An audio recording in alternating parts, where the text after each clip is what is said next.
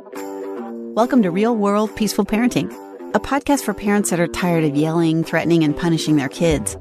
Join mom and master certified parent coach Lisa Smith as she gives you actionable, step-by-step strategies that'll help you transform your household from chaos to cooperation.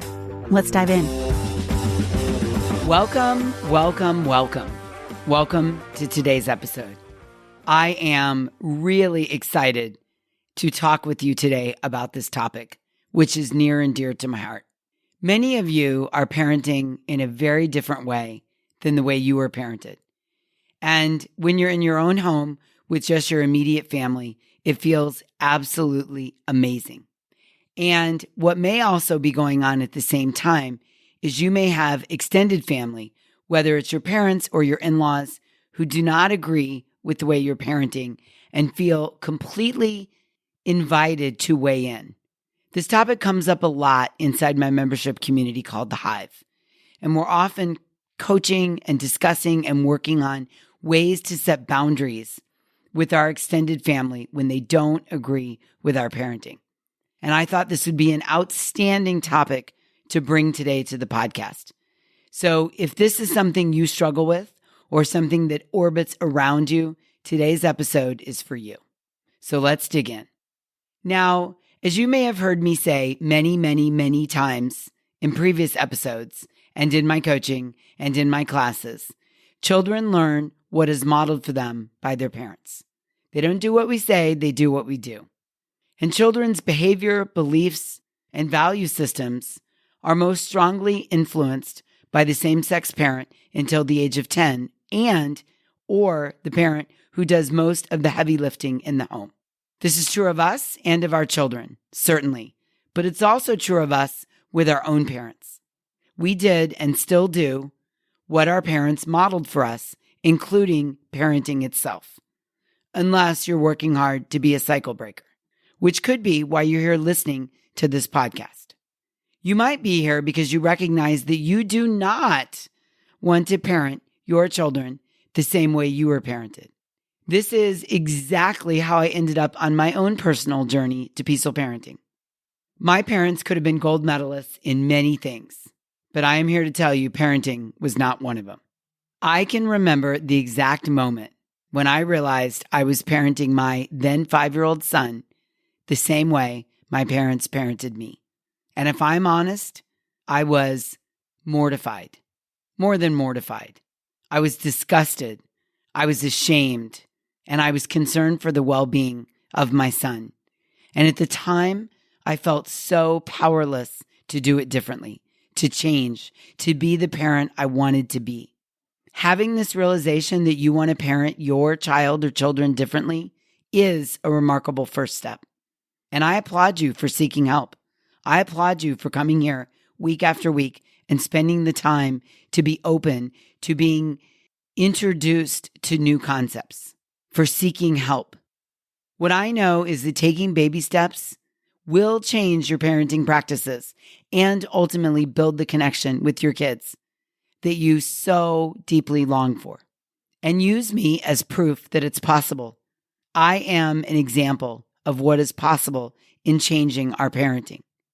What I want you to know is that you are not powerless. I teach the tools and everything you need right where you are to make the changes you so desperately want to make. In today's episode, I want to acknowledge one of the major roadblocks many of us have on our journey to peaceful parenting, and that is our relationship with our own living, fully involved, well-meaning, yet dominant parents. I can hear you groan all the way from here. Many of you are really going to identify with this and say, thank you, Lisa. Thank you. Thank you for addressing this issue. Now, here's how it goes. Your parents may have a ton of evidence that you turned out to be a remarkable human being, a remarkable adult, a remarkable member of society, incredibly successful, a great partner, a great daughter. They see you being a great parent. This is their evidence that you turned out to be remarkable. So in their minds, they absolutely cannot understand why you would want to parent any way other than how they parented, or see any need to raise your children any differently than they raised you. And although it's true that you are a remarkable human, you may at the same time feel a complete lack of connection, an authentic connection with your own parents. You may have a different story about the pain and the suffering you experienced in your childhood, the loneliness, the lack of acceptance, the lack of connection. And you know in your heart of hearts that it can be done, dare I say, differently and better. But your parents, they don't get that. They don't see it because sitting in front of them is living proof of the remarkable human they raised. And they're not at all interested or willing to look inside themselves and have an honest conversation about the pain that their dominant parenting caused you. Now, here's what I know. I know that you want your kids to grow up to be remarkable human beings. And you also want your kids to feel seen, heard, and valued. You want them to feel safe to come to you with their problems, their questions, their hurts, their big emotions, even after they become adults. And this may not be something you are currently experiencing with your parents. The real problem underneath all of this, the real challenge, is that our dominant parents don't often see any value in the connection we're longing for with them or the connection we're working towards with our own kids. And it often creates great conflict when they see us doing things differently than they did. And they often assign adjectives to it. Permissive parenting, letting them get away, spoiled, giving them whatever they want. Yes? Can you relate to this? Now here's the real kicker. The real kicker is that we often, as the parent of our children and the child of our parents, we often still feel a great need to keep the peace with our parents and comply with their demands. Because remember, they're dominant parents, even in their older age, even when we disagree with them and we feel trapped. The trap that we feel is between being their child, the child of dominant parents, and being our own child's peaceful parents. Does this resonate with you? I get it. Believe me, I get it. Now, here's what I'm going to do today. I'm going to give you a tool that will help you build the connection you want with your children without severing the connection you have or long to have with your parents. And I want you to know that it is possible to be both the parent of your kids and the adult child of your parents that you want to be. And the tool is, drum roll please, boundaries. Boundaries, boundaries. So often our parents think their opinion is invited, warranted, and wanted. And so often we're simply too afraid to tell them otherwise because that's not how we grew up. And that's not the dynamic we had in our family growing up. So although it might be the dynamic you have with your children, it feels wildly uncomfortable to tell them that their opinion is not invited. It was so ingrained in us as children that we never question, talk back, disagree with, or, quote, disrespect our parents in any way, that even now, as adults, we have a difficult time voicing our thoughts, our plans, our style, and our convictions to them. Can I get an amen on that one? Even when we see that this is not how we want our relationship with our own children to be when they become adults. And even though we know there is a better way, so many of us are just not willing, comfortable with conflict. We're not willing to risk the conflict with our parents. So we just keep doing what we've always done. You know, comply, avoid, placate, and continue to enable our parents to just keep dominating us and in some instances, dominating their grandchildren. I think this is one of the hardest things in the world when the child evolves into an adult with their own life and their own opinions, and the parent thinks that the role of dominating their child is the same as it was when they were raising them. The child, which is you, evolves, and the parent, which is your parents, do not. This is what I call the product of parents trying to keep their children on a leash. When you were growing up, chances are, whenever you stepped out of the line, or in this case, too far from your parents' thoughts, beliefs, and comfort zone, they want to yank the leash back and demand compliance. Now, maybe as a child, you got the message, you learned, you were rewarded not to resist or yank back, right? You were a good kid. You did what you were told. Maybe you weren't strong-willed, and maybe you went along with it. Maybe you grew up being a people pleaser, probably thinking the whole time that you just couldn't wait to escape and get out on your own so you could start making your own decisions. I know that certainly was my train of thought as a teenager and young adult. And maybe now, since you've been out of the house, you thought you finally had the control you always longed for. And then you had kids. And your parents come back into the picture in the grandparent, parent-child role. And you find yourself wildly triggered and dysregulated because the reality is they're working hard to keep you on that leash, to get you to comply with everything they say, to get you to do it their way, the dominant parenting way, or at least listening to how they did it. Because remember, they have proof that you turned out to be remarkable. And when they were parenting, the idea of caring about feelings and needs made them a permissive parent, and they weren't going to have it. And so the cycle you're trapped in now is power struggling over your thoughts on how to parent and their thoughts on how you should parent. And it just creates a whole big mess. Now, here's the news. No one's told your parents yet that the leash is no longer around your neck, and they can't just yank it back to get you to do what they want you to do, even when they mean well. They may love you more than anything in the world, and they may love their grandchildren more than anything in the world. And in their mind, that love justifies putting that leash back on and telling you constantly how to parent, constantly giving you a report card, constantly telling you what you're doing wrong, constantly catastrophizing that if you stay on this path and do it this way, all these awful things are going to happen. Like your kids are going to be spoiled. They're going to be in jail. They're not going to be able to follow rules. They're going to be disrespectful. That's the leash they're trying to use to yank you into their parenting style. And this, my friend, is where boundaries come in.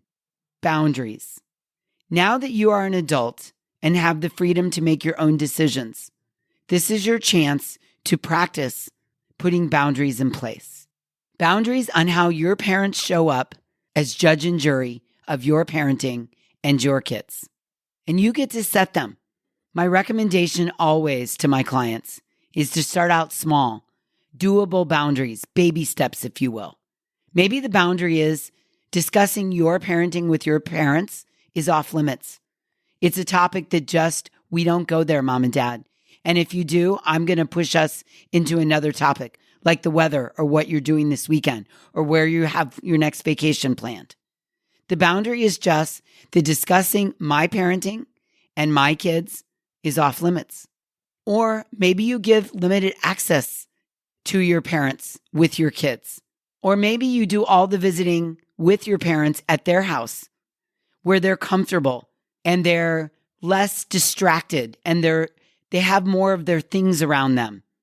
And so they're less focused on your parenting because they don't know what to do with themselves in your house. Maybe instead of having them in your house where they're uncomfortable and bored and don't have anything better to do than take in every little detail of how you're running your kids, maybe you visit them at their house. Or maybe you meet in a neutral location, like you meet for dinner or you go to the park or you do things in a big extended family. Maybe your boundary is you don't allow your parents to be alone with your kids because you don't like how your parents talk to them. You don't like how they attack their character. You get to decide what baby steps you're going to put in along the way to setting boundaries with your parents. I think one of the best ones is just deciding that I'm not going to discuss my parenting and my kids with my parents.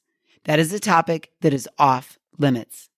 When your mom tells you you're failing as a parent because your son won't even greet her or want to spend time with her, what will your response be? Think it through. Think it ahead of time. Practice it. It could be something like, I don't know, Mom, why he responds to you that way. He's friendly and outgoing with people who are not critical of him. Maybe he doesn't know what to say when you criticize him. Maybe your parents are upset because your kids won't come out of their room and spend time with them when they come over. Your answer could be, hey, it's okay. I'm kind of glad because then I get to have you to myself. We get to have adult conversation together. So it's okay with me. How are you, Mom? What's new with you, Dad? You completely turn the attention into a new conversation that's focused on you and them instead of letting them berate your kids and complain about what your kids are not doing and how in their day it would have been demanded that they come and spend time with them. And if you take these approaches, then you and your parents can focus on your own relationship, which is probably what your parents are longing for most anyway. There are actually grandparents who want to have cordial relationships with their grandchildren simply because it reflects the relationship they have with their own child. Now, if you grew up in this kind of household, it's fair to say you may not have grown up learning good boundaries because of how dominant your parent was and because of this leash they had on you. So it may feel wildly uncomfortable to you, even taking baby steps to set boundaries with your parents. It is not easy to set boundaries with people who were dominant over us during the formative years. This is often a byproduct of it being the child of a dominant parent. We become people pleasers. Let's just keep the peace until I can get away from them and do my own thing. But here's what you need to know. Boundaries are never, ever, ever, ever for the other person.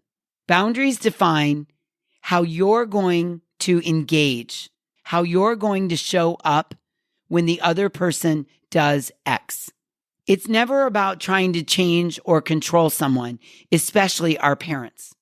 What boundaries are about are taking control of our own thoughts and actions when certain circumstances arise. Hear me when I say this. The chances of you changing or controlling your parents are slim to none. And that, my friend, is probably not news to you. You've already tried that.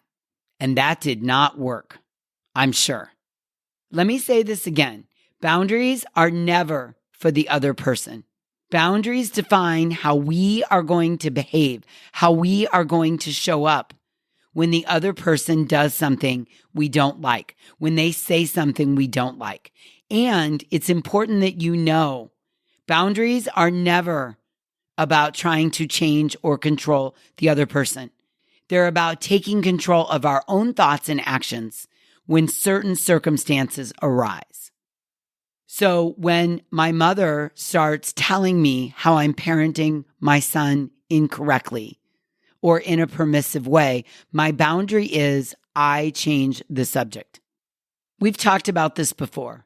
Our minds and our parents' minds seek evidence to support our beliefs. Your parents seek evidence to support their belief that their way of parenting is, was, and will always be the best way to parent. And they will find evidence 100% of the time. The evidence is you are a remarkable human being. You turned out well. And parents often give themselves credit for how we turned out. And that is their evidence that their way is the right way. Also, as you likely know, it is very difficult to admit to humans, let alone our own children, when we're wrong or when we didn't do it the right way or when we have something to learn. And the older our parents get, in many, many, many instances, the more difficult it is to change, to understand there might be a new, different way to parent. So I encourage you to save your energy, and instead of trying to change your parents, put your energy into changing your own thoughts and beliefs. Instead of trying to convince your parent or prove to your dominant parent that they should change their thoughts and beliefs.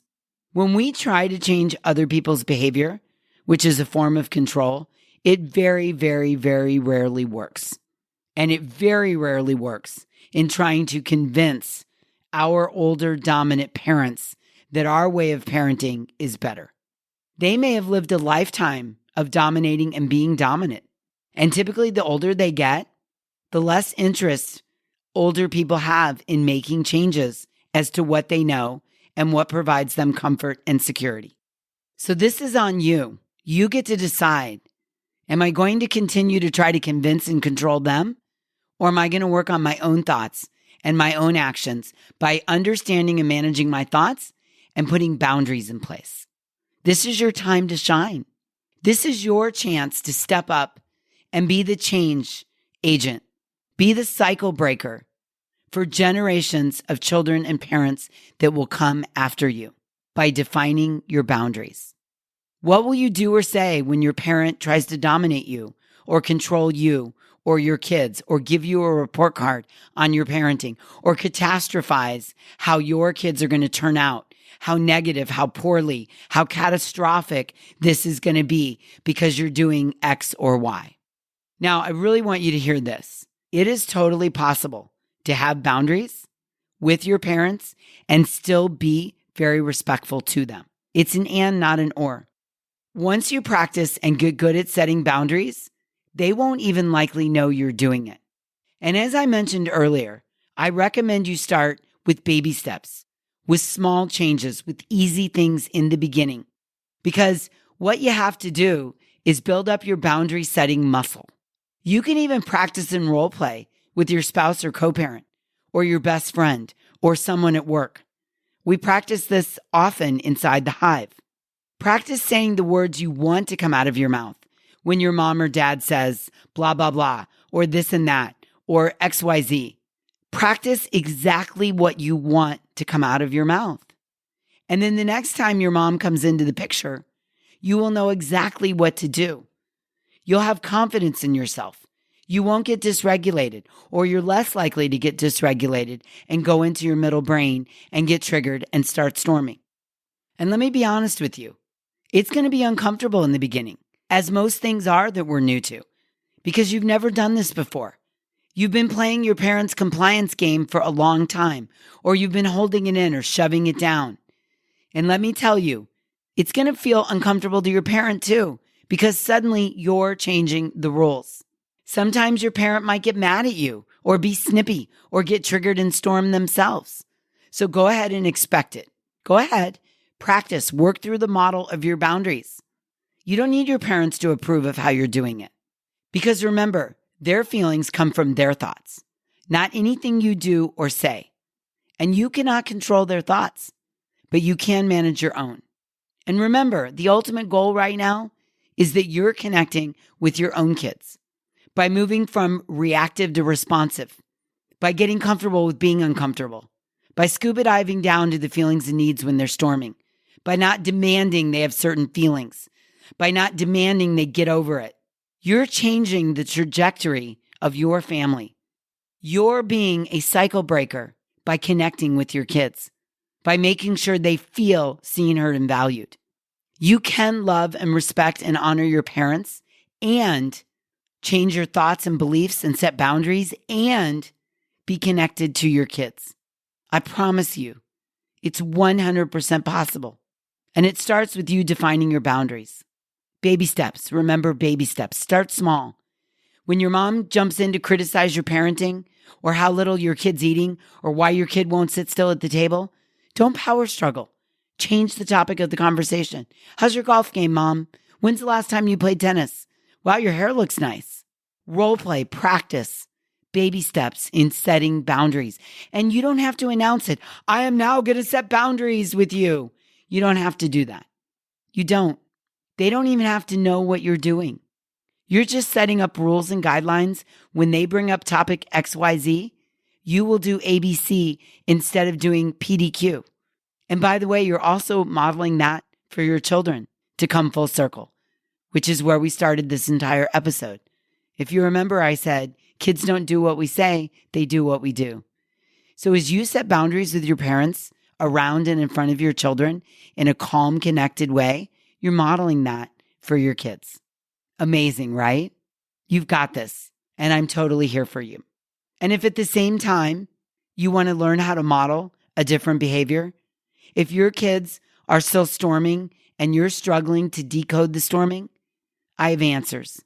And I want to share them with you in my upcoming free masterclass, where I will teach you exactly why your kids storm and exactly what to do about it to create connection and cooperation. And you might be going, what the what, Lisa? Wait a minute. You're going to teach me why my kids storm and how to use the storm to create connection and cooperation? Yep, that's what I'm doing. On Tuesday, February 28th, I'm teaching this masterclass, and it's 100% FREE. I've got a seat saved for you. Yes, you. Yes, I do. And I am going to teach you why your kids storm and how to use that storm to create connection and cooperation. And all I need you to do right now is go to thepeacefulparent.com/workshop to sign up. I have a seat for you and anybody else you want to bring along. Your co-parent, your best friend, your accountability partner, your workout partner, your nanny, your neighbor, or your parents. We have lots of parents and grandparents in the hive together. So in this class on Tuesday, February 28th, I'm going to teach you this and more. And all I need you to do right now is go to www.thepeacefulparent, altogether, no spaces, thepeacefulparent.com/workshop. And I'll see you inside the class. Boundaries, my friend, boundaries. You've got this. I know it. And until we meet again, I'm wishing you peaceful parenting. Thanks for listening to Real World Peaceful Parenting. If you want more info on how you can transform your parenting, visit thepeacefulparent.com. See you soon.